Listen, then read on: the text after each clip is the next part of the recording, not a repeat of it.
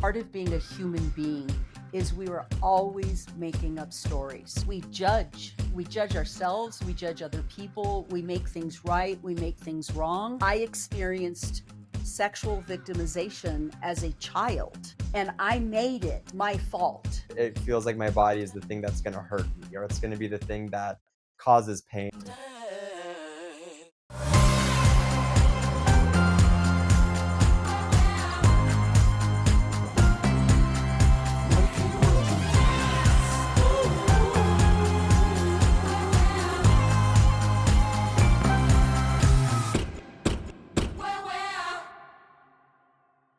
I'm excited for this conversation. Now, this is the second part of a 12-week series that we are doing called Own Your Story. This is a new initiative that my mom, Dr. Ariano, is leading.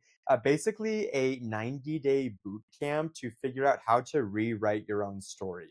So often I know I struggle with this a lot where we're not fully living the lives that we want to. And what my mom thinks, what Dr. Ariano thinks, is a lot of this has to do with the stories that you're telling yourself, the stories that you've accumulated over your life that you might not even realize you're telling yourself every day, that create a version of reality that is the current one you're living in. And once you can see that, we want to talk about how you can start to own that story and then rewrite it to become the life and the story that you have always wanted for yourself.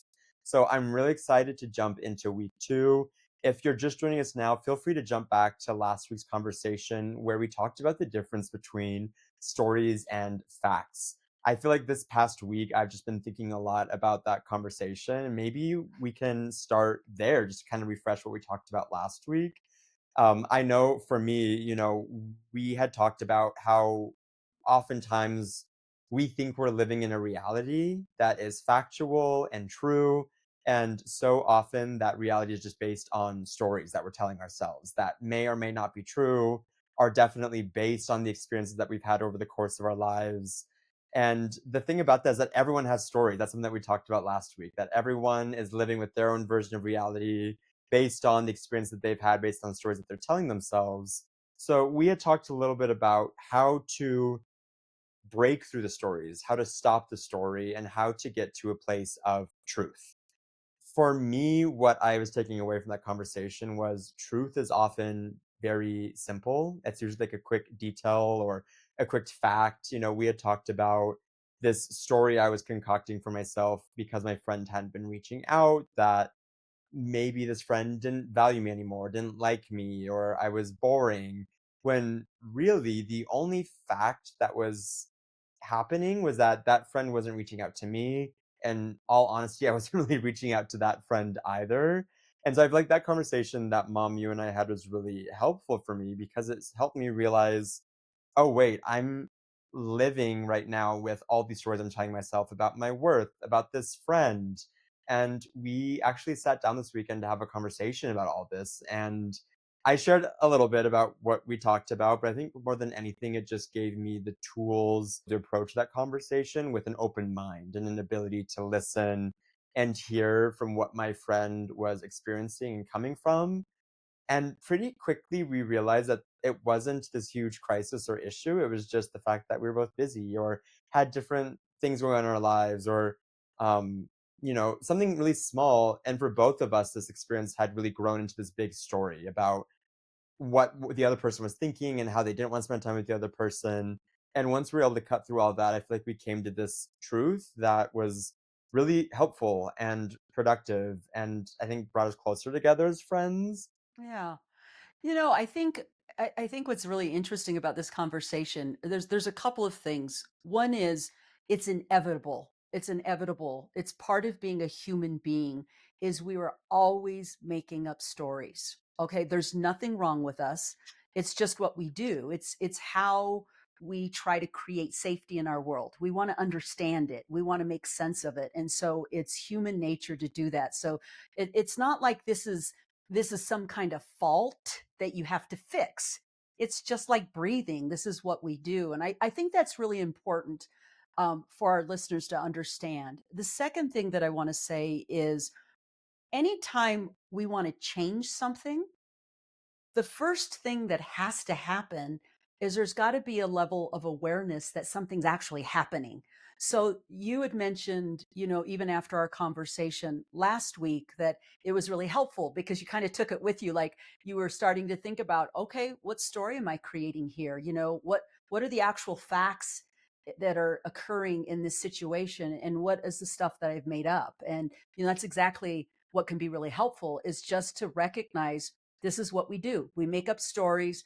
And when we're in a particular situation and we may be feeling particular emotions, what we can do is we can just take a pause and go, what am I telling myself right now? And that can be really, really helpful. So, awareness is number one. I think the second thing that's really important is acceptance. Don't fight it, don't deny it, don't try to change it, don't make it wrong. Just accept. This is what we do. I do it all the time. Here I am, a professional, I'm an expert. I'm not exempt from this. I tell myself stories all the time. I catch myself in stories. And so I think it's really important, first and foremost, awareness. I'm telling myself a story. Secondly, acceptance. It's okay. It's okay that I'm telling myself a story and there's nothing wrong with me. I think those are really important first steps. Hmm. I think that acceptance piece is something that I'm definitely still working through and trying to get closer to, just because I think even though I can maybe accept the fact that I am telling myself stories and see that, and your tools have been really helpful for that, I think I give myself a lot of shit about that sometimes. Like, I'm like, oh, there I go again. Like, I'm being dramatic, or I'm immature, or I'm sensitive. I feel like these are all things that I have either told me about myself, or I've heard from other people about myself. And I think sometimes I struggle to hear those things just because it makes me feel like, I guess, maybe weak or like insufficient, like there's something wrong with me. And so yeah, I just like getting to accept that maybe I'm telling myself a story is something I'm still working on for sure. Mhm. I think that's human nature. I think one of the hardest things, or one of the most challenging things about being a human being, and this is just part of how we take care of ourselves, is that we judge. We judge ourselves, we judge other people, we make things right, we make things wrong. And as crazy as it sounds, it creates some sense of safety. So like for example, in your with your own inner dialogue about, oh, am I being weak, or am I being crazy, or is this stupid, or I'm being sensitive? Really, the purpose of that dialogue is it's trying to protect you. So what it's basically doing is it's getting you into almost like a lockdown. It's like, okay, if I don't say this thing, then I'm safe. So that's why we have the inner dialogue. And I think what's really important is to also recognize that that happens, and to be able to say it's not that you want to stop it. It's that you want to acknowledge, yep, here's that voice in my head telling me I'm being stupid or I'm being crazy, and this is what it does. And thank you. I know you're just trying to protect me, but I don't need your help right now. I really want to figure this out and sort it out, because it's actually at the end of the day creating some suffering that I'd rather not experience. So it's important to kind of um, get into conversation with that inner dialogue rather than fighting it or making it wrong. Yeah. I feel like that's maybe the trap I get into is like I can see that I'm living in a story, or like I'm telling myself a story, for example, about why my friend is not texting me back, or why my partner is doing this thing. And I can see that story, and then I almost like jump into like this other story about what it means that I'm telling myself that story. It's like all these stories layered on top of each other, and it's hard to keep track of it all. You're absolutely right. It makes me think of Alice in Wonderland, and you know how they go into the depths of the imagination. That's exactly what happens. Is we have stories upon stories, and here's the crazy part: is that we can get really lost in the stories, and before we know it, what's happening is we're only feeling things, and so that is typically what happens for people. Is they'll be swimming in the pool of emotion, whether it's lack of confidence, or anxiety, or self-doubt, or all these different kinds of emotional kinds of experiences. You can get into those and feel really lost. And so what's important is you don't have to figure out all the stories, you don't have to get into all the layers of the stories. You just need to start with one. Like, and whatever comes to the surface, just trust it. You can just say to yourself, what story am I telling myself right in this moment? And whatever comes, that's sufficient. It's enough. You can actually take that and go with that story, and you can do the work that I recommend around the story. So first is identifying the story, right? What am I telling myself? And then the second thing you ask yourself is, can I say with 100% certainty that this is actually factually true? So, like, for example, with your friend, we talked about this in the last episode, is the only fact that you had was that your friend didn't text you. That was the only factual information. Yet you had multiple stories going, and you were able, the moment you asked yourself, what am I telling myself? You latched on to one of the stories. You don't have to have all the stories figured out. You can latch onto one of those stories and you can identify that. And then what's important is you do start off with, can I prove that this is 100% true? Is this something that is based on fact? If the answer's no, and probably 95% of the time, you're going to say, no, it's not based on fact. The moment you do that, it's going to soften it a little bit, Mm. because then what you do is you say, okay, what happens when I tell myself this story?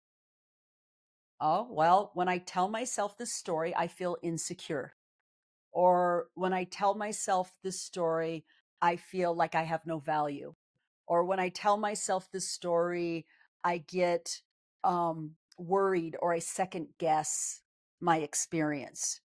And so you can stop a moment and go, well, is it really worth it? Like, if this story isn't even true, like if I can't even prove that this story is factually true and it's creating some form of suffering, then what if I choose a different story? Or what if I come up with 10 different stories? So when you come up with another story, or you come up with 10 different stories, what you will notice is all of a sudden your mind kind of loosens its grip a little bit.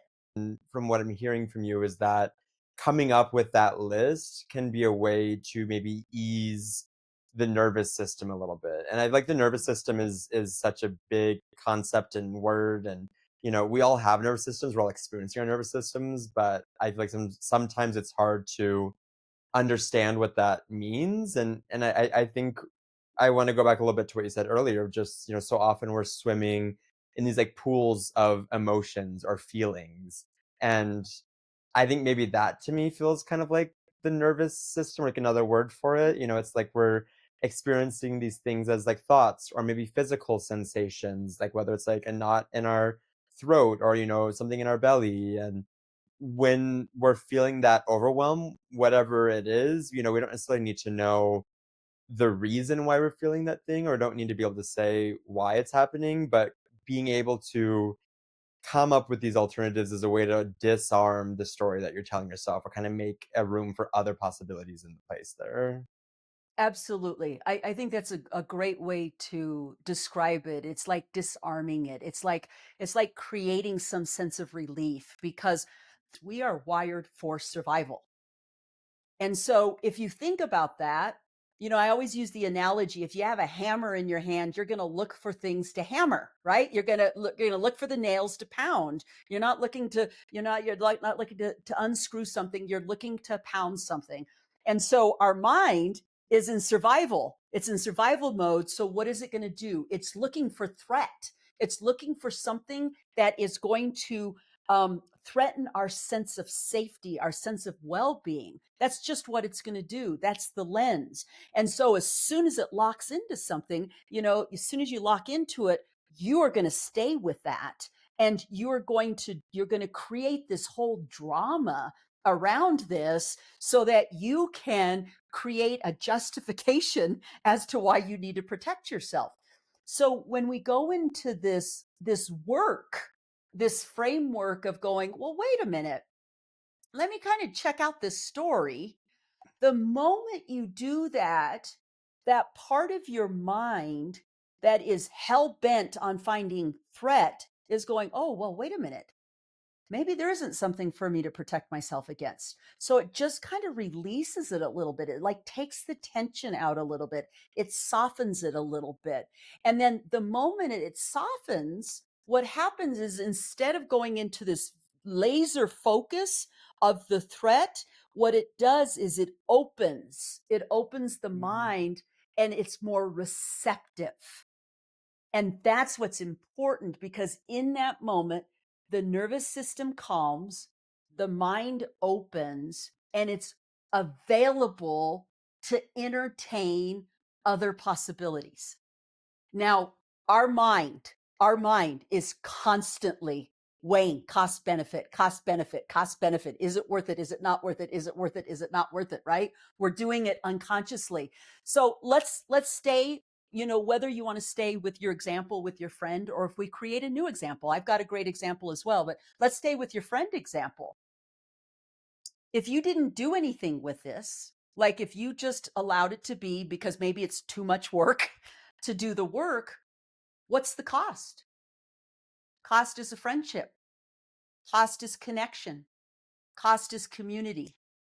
So there are actually great costs. And, we're focusing specifically on a relationship, on a friendship, but there are so many aspects of our lives that if we don't do this work, then there are big costs. And sometimes the big cost is our well being.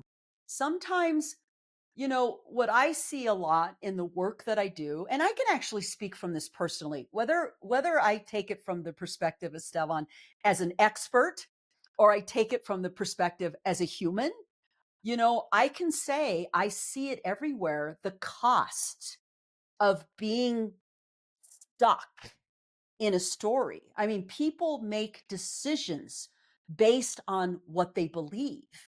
And so they can be cutting themselves off to either lots of opportunities in life because they believe a story, or they can create a lot of pain and a lot of suffering because they're holding on to a story. Mm. Maybe you can I'm curious how you personally relate to this. When you talk about that it's something that you experience as an expert and then also something that you've experienced yourself. Like how I'm kind of curious also like as your son, like how has this come up for you in your life? Are there any like specific instances that come to mind or experiences that you've had? Yeah.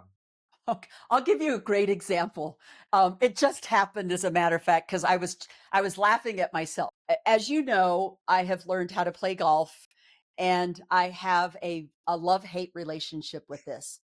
And I'm going to be very transparent. I don't think I've ever had an experience in my life where I don't catch on to something. Like I'm the type of person that I can catch on to things and learn things quickly and be good at it, right? So that was not the case with golf. Golf is my nemesis. And like I said, it's a love-hate relationship and I want to be good at it. Darn it, I really want to be good at it. And so I challenged myself and I joined a women's golf league in my community. And so I'm going into my second time of ever doing this. My anxiety is really high because I'm worried about looking like a fool, being the worst person on the foursome, people talking about me, judging me, saying, "Oh my God, Charleanea, did you see how bad she was? Oh my God." So I didn't want to be the laughing stock. So I show up for the game. And one of the women in our foursome, I'd never met any of them, by the way. And of course, that increased my anxiety. One of the women on the foursome um, wouldn't engage with me. Like I'm I'm I'm pretty upbeat. I'm pretty positive. Hell, I'm a psychologist. I'm going to be rooting people on. I'm going to be encouraging them. I'm going to be their cheerleader, right? And this woman just would not engage. And so, it's natural. I'm not faking it. It's like, "Hey, great job. Great shot. That's good." Really praising her. And all I would get was, "Thank you. Thank you." There was never a reciprocity. And so, I made up this whole story in my head. I made up the story. She doesn't like me. Then I went even further. Ah, I bet she doesn't like me because I'm a brown person. Oh, I bet she thinks she's better than I am. I just made up all these stories. So then it went from me making up these stories to I don't like her. I don't want to have anything to do with her. I don't ever want to play with her again. As a matter of fact, I might even stop playing league golf because this is miserable. Okay. So that's what happened. So here's the funny part. I got paired up with her yesterday. And I'm like, "Oh my god." And I'm thinking the worst, right? So I show up and I'm like, "Oh my god, this is going to be tough." So I get paired up with her. I get paired up with another woman that's got a reputation of being really tough, and this they call her the rule queen, right? And I'm like, "Oh my god, this is going to be another rough day." Well, she shows up, this woman. She is happy to see me. She's like, "Hey, Shar, I am so excited that I get to play with you today." And then she says, "Can I ride with you?" Because I was riding alone and I wanted to ride alone, but I was like, "Okay, you can ride with me." She was delightful. She was I was like, "Do you have a particular kind of music you want to play?" "No, I love every kind of music. This is great." She was calling me love. She was having a good time. She was saying, "I love playing with you." And at the end of the game, she was like, "Is there a way that I can request to keep playing with you?" Okay. So I know this isn't a big deal. This isn't like a life or death matter, right? But I had to laugh at myself because I made up this whole story just based on the fact that she wasn't talking to me. And we had a conversation yesterday in the cart between holes, and she was telling me a story, and she was telling me the story that she had played in all of these different leagues, and she said how hard it was, and that she said she quit this league because the women weren't very nice, and she said she would actually get stomach aches when she would play because she felt so uncomfortable. And so I'm taking this all in and I'm thinking, "Oh my goodness, what possibly could have happened is she was like me. She showed up to this game. She probably might have been terrified as well or anxious. And the way that maybe she coped with it was by being quiet and not interactive." So I know that's a long story, but I think it's a really important story because it illustrates the point perfectly that I made up a story. It wasn't true. And as a matter of fact, thank the universe that I got this experience yesterday because I'm going to laugh, put me in my place, so to speak, because it was such a different experience. And what it did is it gave me the opportunity to laugh at myself and go, "Look at this, Charlena. You made up this big story. It wasn't true. And not only did you make up this big story, it made you miserable. I had a miserable time 2 weeks ago and I was going to quit." Our stories will lead to decisions. Mm. Does that make sense? That definitely makes sense, yeah, and I'm glad you had that experience where you thought one thing was the case, you're telling yourself the story, and then it ended up being the opposite, and not only did that it seems like did that disarm kind of the story that you're telling yourself, but also it illustrated the fact that we're all living with these stories and that, we don't know exactly how this friend felt, but we can probably take a guess that a lot of it was kind of shaped by the stories that she was telling herself. Exactly.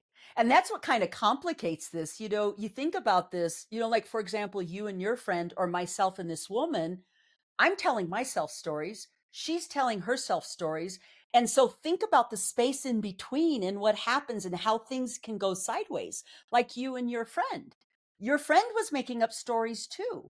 And had you not cleared the air, the two of you could have been individually making decisions about what you were going to do with the friendship based on believing the stories as truth, as factual, as real. I want to move us a little bit towards what you've written this week, or at least kind of this week's topic, which is looking at the way that this can sediment in your body over like a long period of time. And the way that these stories, you've called it so many different things. Like you've called them the stories, or maybe a more is like a trauma state, even. Like this is Mhm. something that we're talking about that's even more powerful than does this person like me or not? It's oftentimes a lot of us are telling stories that are shaped by some of the most acute experiences we've had in our lives. There's a whole range there. And so I maybe want to talk a little bit about that now, just thinking about, okay, we're not just talking about one specific instance, we're also kind of speaking to like a larger phenomenon that's happening. And you talk about in your blog piece, which I really liked, that often it's at the level of like feelings, like physical sensations. You talked about this with your friend too, that maybe she gets a pit in her stomach, or like this weird feeling. And those are things that I definitely can relate to and have experienced. And it can be really hard to figure out that those are the sensations you're having, or those are the feelings that you're having. So I think I just want to like jump into that a little bit. I'm curious, like as I bring all that up, like what's coming up for you there? Many people are walking around and they're not even aware of their bodies. And what's interesting is it doesn't matter that they're not aware, because we don't have to have a conscious awareness of something in order for our body to automatically do something. It's just, Mm, and so the reason I bring that up is a lot of people have to have really big experiences in their body for them to even get their attention. So the way that we're wired, we have this nervous system. Okay, the nervous system, its primary job is survival. We can talk about the parasympathetic and the sympathetic nervous system, and again, I don't want to get too complicated, but what happens is when we get into threat states, when we feel threatened, it's like a switch. Our brain goes threat, and it's going to turn on the sympathetic nervous system. The sympathetic nervous system is the gas, okay? And what it's going to do is it's going to prepare our body for survival. And this has been part of our existence from the beginning of humankind, and it hasn't changed much. The only thing that's changed is what our threats are. So back in caveman days, our threats were physical. We would be chased by animals that could eat us. And in order to survive that, our brain would go, holy shit, I'm being chased by something. And if I don't get out of here, I'm going to die. And so our bodies automatically, we don't have to think about it, automatically would prepare us for that. Adrenaline gets dumped in our bodies. We have blood going out, out and for us to run, or blood coming in to protect our organs. And when adrenaline dumps, we get nauseous. So fast forward to today's time, we're not being chased by saber-toothed tigers, but our threats are emotional, and our threats are to our identity. Okay. And so if we're in a situation where, let's say, we're afraid we're not competent enough. Let's say we're in a situation that calls on us to demonstrate some level of skill. And we're like, I don't think I don't think I can do it. Your mind has just experienced that as a threat. You're going to feel your heart race. You might get tunnel vision. You might get ringing in your ears, and you might get really, really nauseous. And there's biological underpinnings to that. There's biological mechanisms that's making that happen. Now, here's the crazy part, is that some people don't have awareness. They're not aware of, oh my God, I'm anxious. All they're aware of is, oh my God, my stomach, I feel like I'm going to throw up, or, oh, my throat feels really tight. And that might be all that they notice. And so what I have found in the work that I've done with my clients, and also my own healing work, is that it often starts, what usually catches people's attention is either a feeling or a sensation. The thought might not catch their attention, but a sensation might. Like, for example, all of a sudden they feel their heart just beating out of their chest, or they get warm, or they notice in the mirror their necks are red. Okay, these are all nervous system responses to something that feels threatening. So they may have no awareness of the story. And so it's important, again, to have that awareness and to build the awareness, and to people need to be in their bodies more, because our bodies actually communicate with us. They let us know if something's going on. We just typically don't pay attention to it because we live in a society. The American culture values from the head up. And so because of that, we're often disconnected from our bodies, and our bodies are a really important partner in communication, in terms of being a partnership for our well-being and our safety. I mean, I definitely struggle with that a lot. So I think that that makes a lot of sense that other people are not well connected to their bodies. I think I definitely feel those elements of American culture and like maybe Western culture at large that really just values, the brain and intellect. And I think growing up as a kid, I think about all the times where I just really hated like physical activity. Like I would still exercise and do those things, but I just never really loved sports, for example. That really wasn't as rewarding to me as much as school was, or being creative, or these elements that feel like they use my brain a lot more. And I think as I've gotten older, that's kind of gotten me into some trouble with myself more than anything, I think, just because I'm definitely the over intellectualizer. Like I intellectualize some of my feelings. Like I think about why the feelings happen. And I'm like thinking all the time. And it's only been very recently that I've been able to start recognizing that my body is also another source of information for me to look at.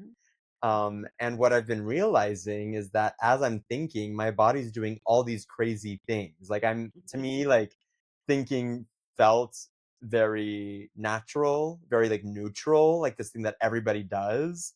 I think as I've talked to more people, as I've, explored it, I think I'm realizing that this thinking is often anxiety, or obsessions. But I think the thing that's coming up a lot for me is just how much I like tense up my body a lot when I'm, spending most of the day. Like I feel a lot in my shoulders and my chest, and I've been having a lot of breathing issues recently, like through my throat. It kind of sometimes feels like I'm trying to breathe through this straw in my throat.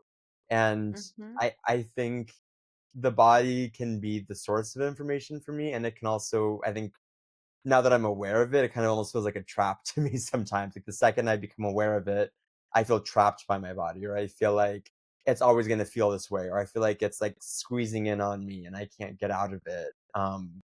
So I guess I'm curious, like for those of us that maybe are just discovering the sensations in their body, or maybe feel like they don't have a great relationship with that yet. Like I'm curious, like, if you could talk to like why it's important to have that kind of connection, and what can come out of it.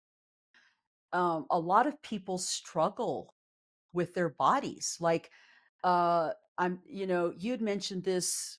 I don't know if it was the last time or time before, when you talked about you didn't like your body. You didn't like the way it looked. You didn't like the characteristics. And I think a lot of people struggle with that. And so what happens is, as you do that, it's almost like your body becomes an enemy instead of an ally. And so what I find a lot is that people, because whether they've had traumas, like physical traumas, they start to disconnect from their bodies because it feels unsafe, or they disconnect from their bodies because they don't like it. They don't like the way that it looks. A lot of people struggle with their body image. And so it creates this almost adversarial relationship, or at least even kind of an almost at the best, like a tolerance, like, okay, you're here, but I'm just going to tolerate you. And so then what happens with that is you lose communication with it. It's doing its thing, you just may be completely disconnected with it because your experience of it is negative. And so you don't it may be an issue of you don't trust it, or you don't want to be a part of it because of what you believe about it.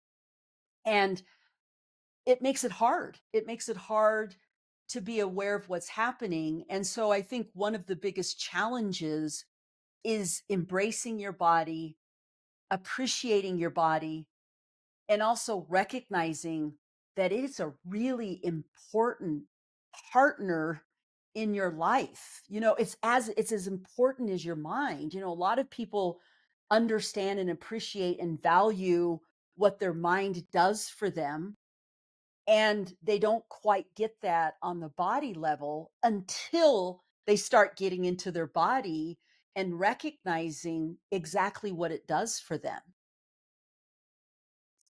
Have you ever had any of these experiences with your body? I feel like I know the answer, but, like, I would, have yeah. I yeah. would say I've had all these experiences. Let me tell you what I mean by that.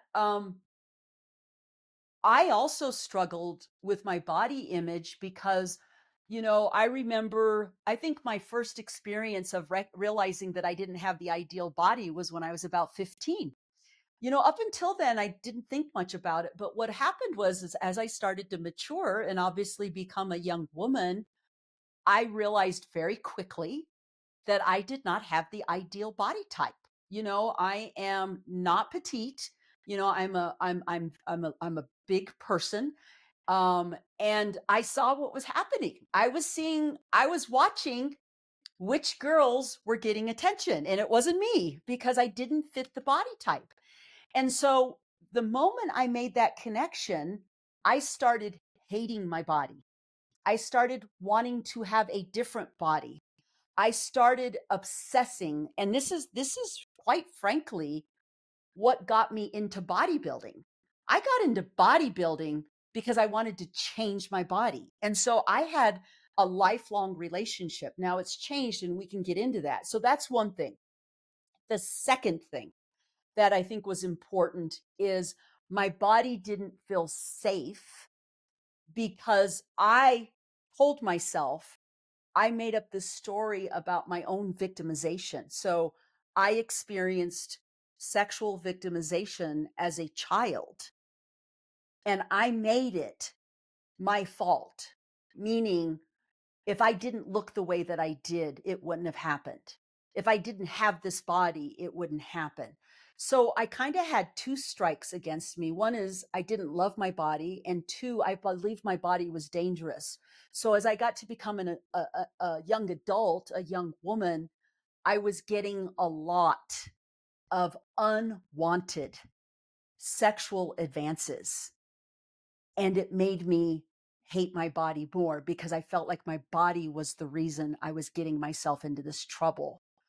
And so I was completely disconnected from my body, and I tolerated it at best. And then what happened for me was I hit my 30s and 40s, and I started having a lot of what I would call overuse injuries that were requiring serious surgeries. I think in a decade, I had like 13 surgeries. And it was because I was so hard on my body.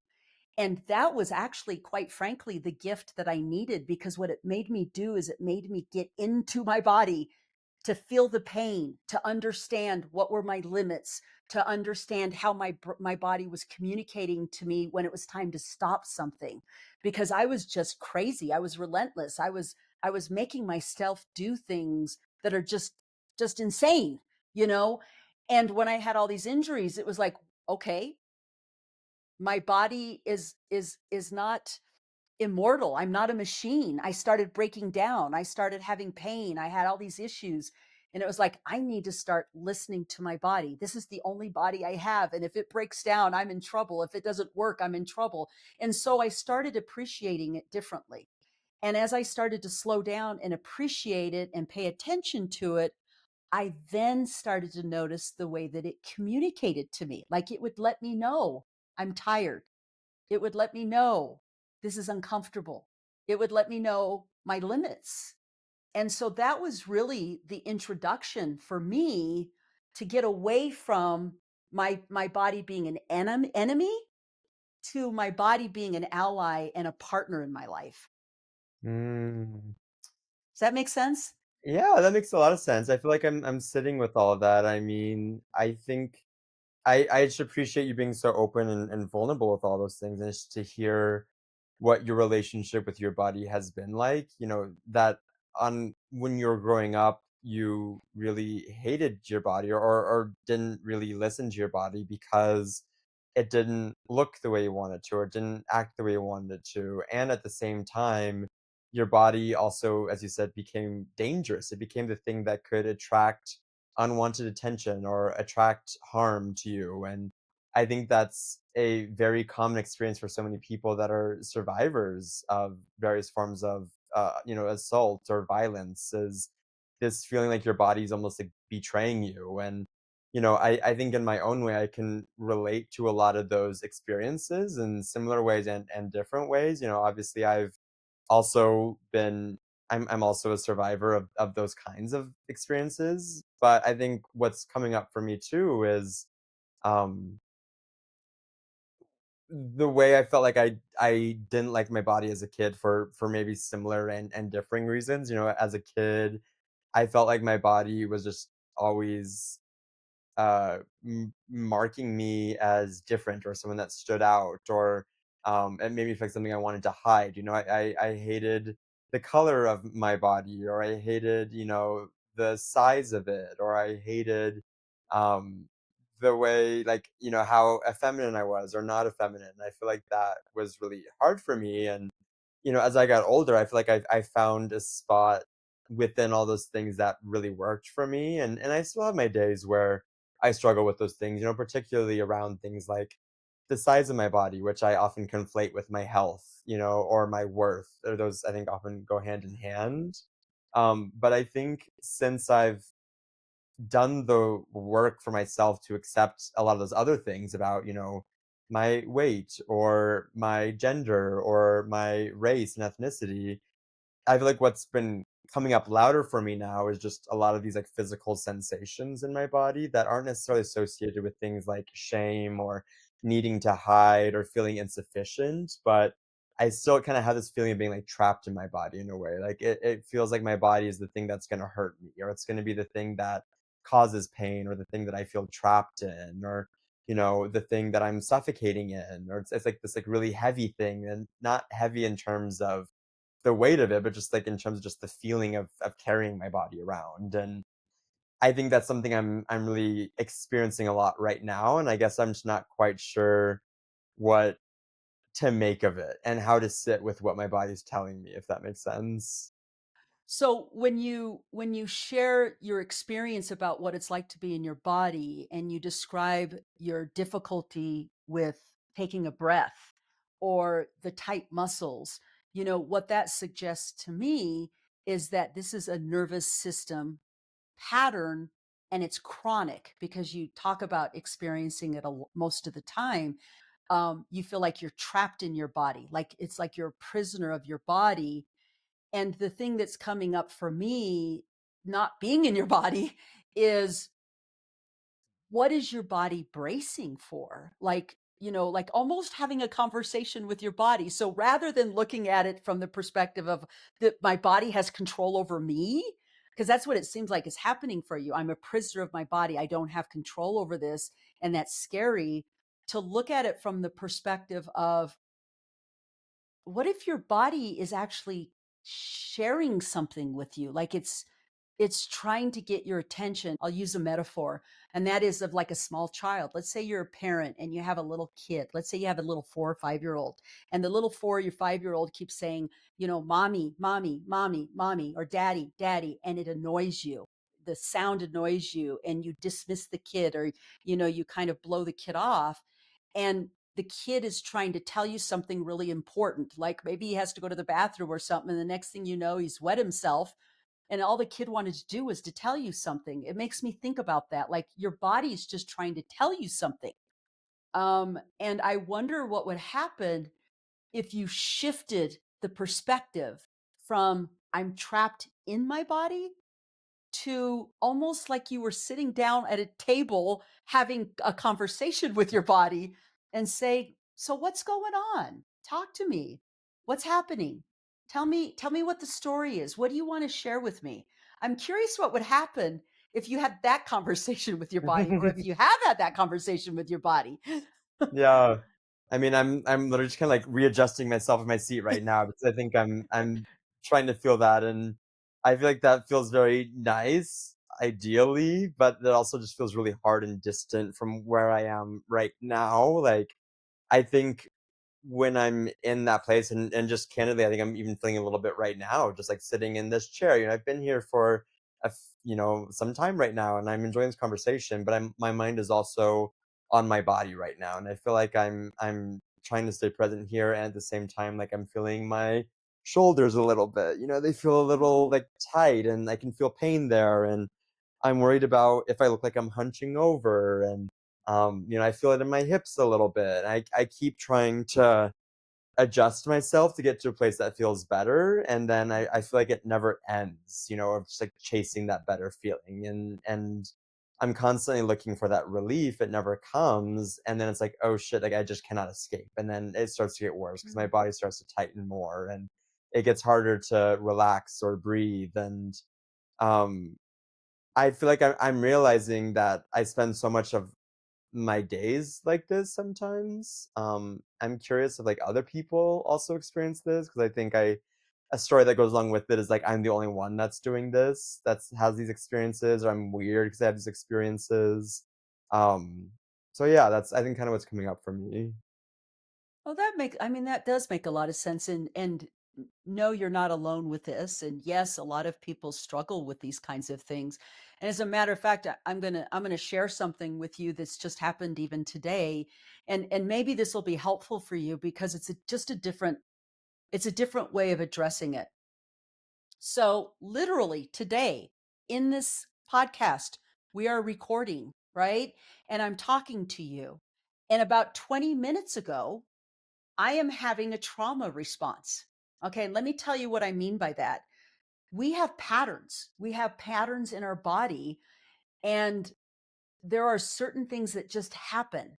So when I say a trauma response, I often, when I'm in a situation where I'm a little nervous, and of course, this is a little nerve wracking for me. Yes, I love doing it, I love helping, but at the same time, I'm human. I'm on camera. I worry about judgment. I worry about what people are going to think about this. I'm human. And as I'm here, I'm noticing something's happening in my body. And it's interesting because it's like I'm in two places at the same time. Here, I'm with you. I'm engaged. I'm engaged in the conversation. My body is interpreting discomfort and threat. Like this is not a safe situation. And I start to feel myself, I call it the shakes. Like I get the shakes. And I can feel it. And I can feel it in my chest, and it's happening. You have no idea it's happening. And so what happens in that moment, I'm having a conversation with you, and I'm having a conversation with myself, and I'm saying, Charlena, it's okay. You're safe. You're safe. There's nothing bad here. Nothing bad's going to happen. Just take a nice slow breath. And I did that. You probably didn't even notice. I took a nice slow breath because here's the crazy part. We're not only equipped to survive, but we also have very simple skills to get us out of those survival loops. So when we get into that survival mind, one of the simplest things that we can do to reset our nervous system is taking a very slow, deep breath. It's almost like it turns off the activation. So, for example, if you watch a deer get chased by a mountain lion and he makes it, he gets away, the very thing that he'll do next is shake his body. He'll go into almost seizures. Okay. It's the nervous system trying to reset itself. So 20 minutes ago, when my body is doing that and I feel the shaking, my nervous system is going, oh, okay, there's threat and it's trying to reset itself. And so the reason I share that with you, Esteban, is for you, you're having sensations in your body and you're telling yourself things like, oh my God, this is happening to me. I can't stop it. I'm never going to get away from it. I'm going to be living with this forever. I can't make it stop. And I want you to think about that conversation. It's perpetuating the thing. Well, with me, it was like, oh, of course this happens. This is just what happens to me. I have trauma. My body is having a default pattern and it's feeling unsafe. And when it feels unsafe, it does this thing. So I'm just going to tell my body, hey, you don't have to feel unsafe. It's okay. You're safe. Just take a deep breath, reset the nervous system, and move on. And so it didn't take hold. It let Mm. I released it. I let it go. Is that helpful? Yeah, that's definitely helpful. Maybe we can, you know, I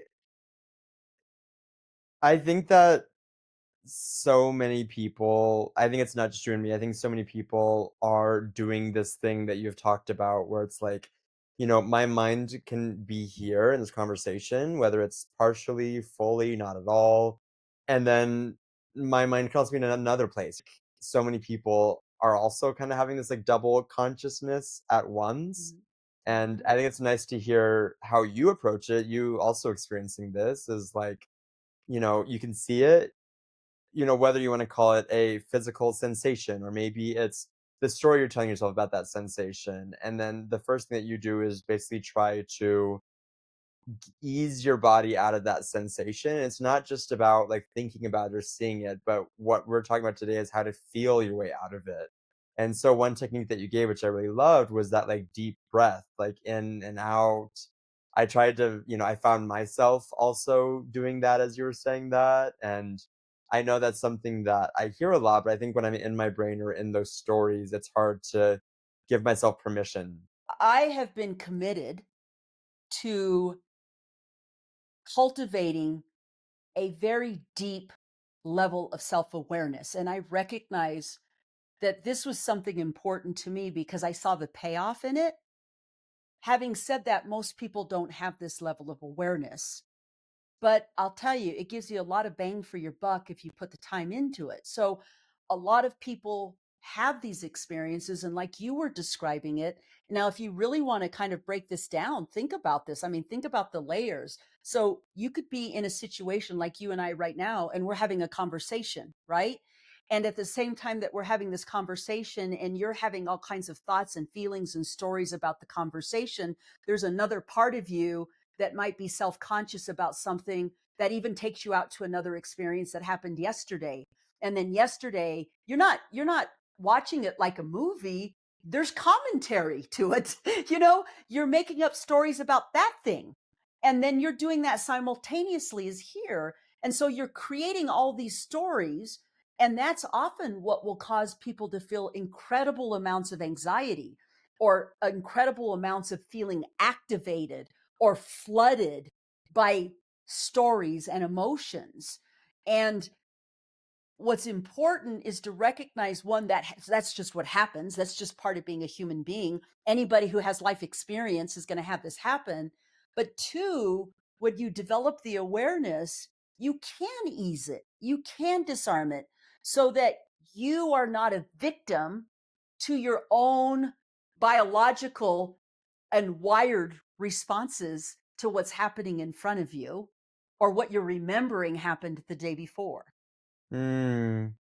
I like that, like, not being a victim to these physical responses that you're having in your body or the stories that you're telling yourself. I feel like that's kind of what we've been talking about for these past 2 weeks is how to stop the story, and part of that is figuring out the way it's shaping you. You have developed this really robust sense of self-awareness where you can sense it in your body. I almost hear it as like a little bit of like distance from the experience. So you can see it kind of more over there. And ultimately, I think I want to know how I can have that same level of self-awareness and that same ability to assess what it is I'm experiencing in my body, in my mind, and then discern what comes next, whether that is that big deep breath or, the shaking out of your body, or maybe it's meditation or like eating something that you really enjoy or spending time with people. Like, I want to spend some time talking about like what that self-awareness is, like what are the steps to get there and what is the importance of the self-awareness like that. Here's what can be helpful. And this is something that you can take today and you can start working on it. And it's really very simple. The entry point for most people, and this is what I found with my own work on myself, as well as the work that I do as I support my clients. The entry point is often an emotion. You're feeling something. You might be feeling anxious, or you might be feeling, oh my God, I can't breathe, or my heart is going to beat out of my chest. You're going to feel something, whether it's an emotion or a sensation. That's your door. That's your opening. Go through that. And here's what you do. You say to yourself, wow, I can't catch my breath. My heart is really beating fast. You just say that. And then what you do is you go, what am I telling myself right now? Find the story. The moment you find that story, you have created that gap that I'm talking about. That distance, that separation. I am telling myself this thing, and this thing is creating an experience. So I'm going to pause and I'm just going to observe that. I'm just going to observe the story. That right there, like if you were just to do that and practice that for the next day, 2 days, 3 days, weeks, months, you get better at that. And the moment you're able to do that over and over and over again, you have created a sense of power in choice because you can do something with that. You can say, "This story isn't even true, and look what it's doing. I'm gonna entertain some other ideas, some other possibilities." And the moment you've done that, what you're gonna find is you're gonna feel a release. You're gonna feel a release, like something is let go. There's that that you will feel. And the more you have that experience, it reinforces itself. It gives you some sense of agency. It gives you some sense of, oh, I can do this.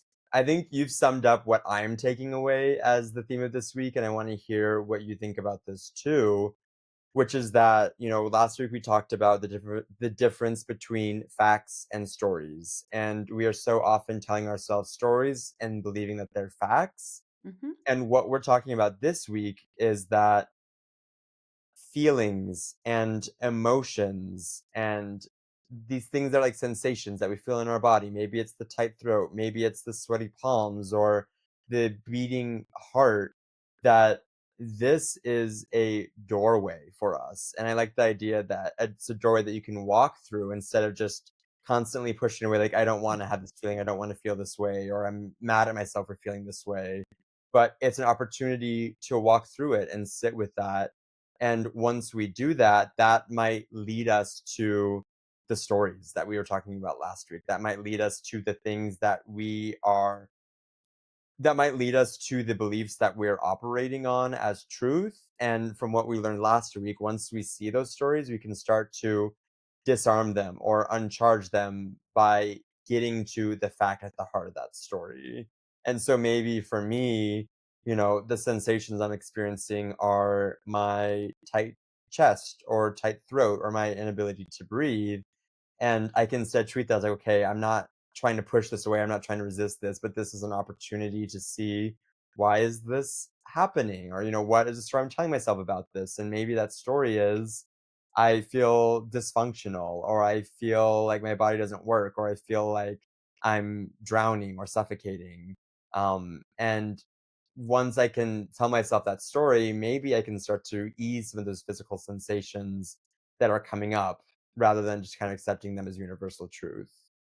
Absolutely, absolutely. And you also touched on something else that I think is really important, and that is when we have these experiences, a lot of times we're very quick to say, oh my God, there's something wrong with me. Like, oh my God, my body's not working right, or, my body's betraying me, or whatever. And what I really invite listeners to do is to change that is a story. You're telling yourself a story in that moment. Instead, tell yourself, trust your body. Your body's communicating to you. Instead of saying, "Oh my god, something's wrong," say, "Oh, my body's trying to communicate something to me. It's trying to tell me something. It believes that I need to brace or I need to protect myself. Huh, that's kind of interesting. Well, what do I think I need to protect myself from?" So, I think it's important to trust it. It's also important to be curious about it. Ask questions. Life and death is not typically hanging on these experiences, and a lot of times we're very quick to shut it down and judge it, and because we're uncomfortable with it. And when we walk through that door with curiosity, then a lot of times we can really uncover what we are telling ourselves. And when we do that, it does give us the moment of choice. It gives us that's where our power is in the moment of choice. So it not only helps you understand, it helps free you from stories that are not serving you and causing suffering, but it also gives you the moment to choose something different for yourself. So it feels very empowering also. Doing this work as a way to put yourself back in the driver's seat of agency of your own life, which it sounds like is something that you're really trying to get to over the course of this 90-day journey that we're all taking together. I feel like the homework I'm walking away with, at least for myself, is to work on that process of when these sensations come up, how to treat that as a door to walk through rather than this sensation that's kind of wrapping around me. And I'm excited to start to compound these lessons on top of each other and eventually get to a place where maybe I'm able to create that experience or that version of my life that I want for myself too through this work. So I just want to thank you for that and sharing all these tips. Yeah, and I understand that, we covered a lot of things today, and I also know that we left out a lot of things as well, because when we're talking about these things, we're talking about survival, we're talking about the stories we tell ourselves, we're talking about the way that our nervous systems work. There's a lot of complexity to that, and I understand that there may be things that we focused on that could have been confusing, or you need more information, or there could be things we didn't talk about that you want to hear more. And I really want to invite the listeners to engage with this. Leave comments, ask questions, because we can continue to have this conversation. And I want the conversation to be helpful. At the end of the day, I am here to serve you, and I'm here to help you live a life with ease and joy. And sometimes our humanness gets in the way. And so, if there are things that really resonated for you, or if there are questions that are left unanswered, or if there are things that are confusing, or there are things that you wish that we would have said more about, please leave that information in the comment section. We do read all our comments, and we can do future episodes addressing those things, because at the end of the day, I want to be helpful. And that's what is important to me. I love that. I mean, I just love all the help that you're giving at least me, mom, and I'm excited to be able to share this out with the world too. And yeah, I second all that. I don't want to be the only one that's benefiting from all these really good, insightful lessons. So I'm excited for more folks to check this out and read and share with us. And if you're interested in joining this journey yourself, you can head over to the link in our bio or head over to drcharleanea.com and you can sign up for this 90-day challenge, this 90-day journey. It doesn't matter where you are joining us in the process. We are going to guide you along and kind of have you follow us through the work that we are doing ourselves. And we invite you to do the same for yourself. So thank you so much for tuning in and join us next week for the newest episode in this Own Your Story series. Thank you and have a great day. Thank you, everybody. Take care.